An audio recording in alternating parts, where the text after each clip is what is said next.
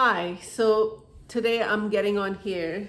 What's bubbling up for me is meditation. What is meditation? So many people come to me and say, "Hey, I can't meditate. Don't tell me to meditate because I can't meditate. There's too many thoughts in my head."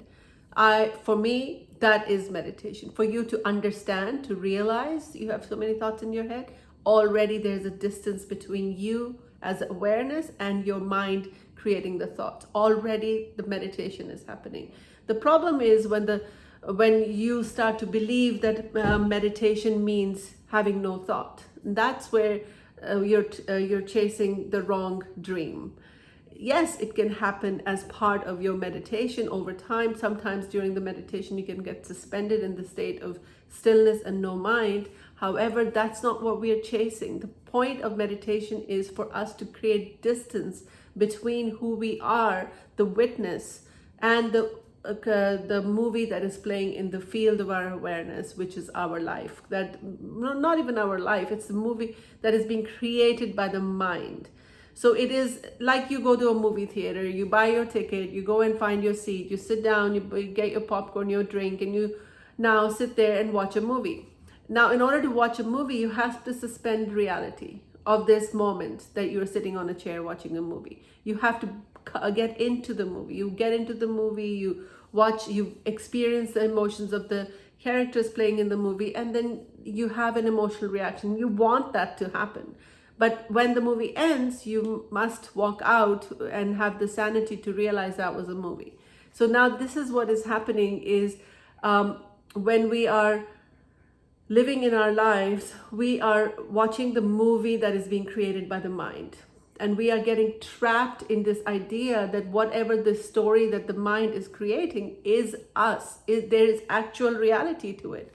There isn't any reality to it. It is just something that the mind does. Mind is the creator of thoughts, the creator of movies. So it is not thoughts, feelings, and emotions are very interconnected. So mind will just create a thought, and then you will have an emotional reaction to it, and then there is a feeling, and then the whole body mind mechanism gets involved in this thought that was just like a cloud passing by.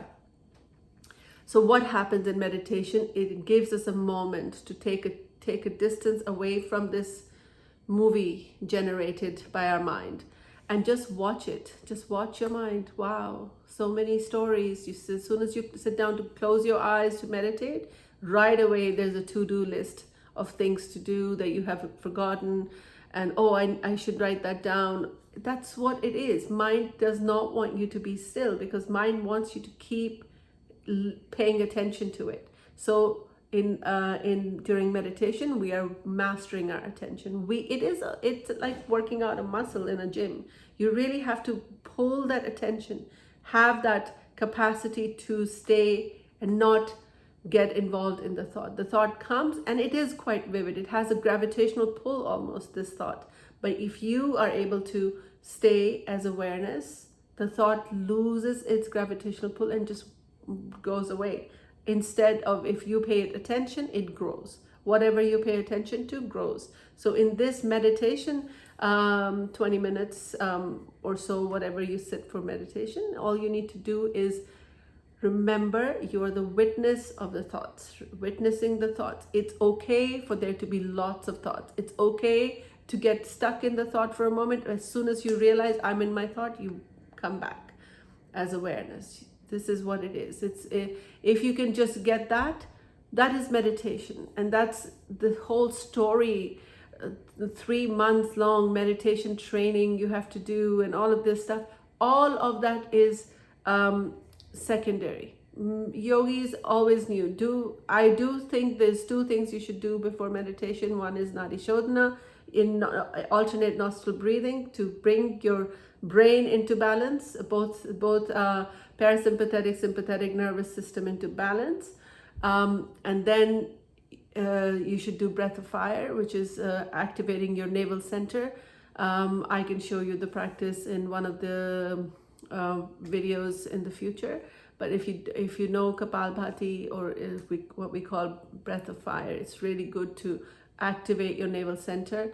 Nadi Shodhana to balance the brain, and then you sit in meditation, and then you just watch a movie of your mind, just watching it come and it goes. And once you come out of meditation, you leave with an experience of that meditation that has a sweetness to it. So whenever how it impacts your life is when you are in your life and suddenly a situation arises, you see that the energy of anger is rising. Energy of anger is rising, but you don't have to be angry. The energy of anger has an intensity to it, almost like a burning fire rising. If you don't get involved in the story, it goes away. So you can witness these emotions coming, holding the space for them, and then they leave. This is the actual impact of meditation in your life. Any practice that you do on the mat must have a punch through into your life. Otherwise, it's just getting your body into different shapes. And I mean, it's good for your body, but yoga is not about leaving it on the mat. Yoga is about 90% of how you're showing up in your life, how yoga is showing up in your life. So if you have any questions about your meditation technique, or you want to learn more about meditation, please get in touch. And in the future, we'll share more videos. Namaste.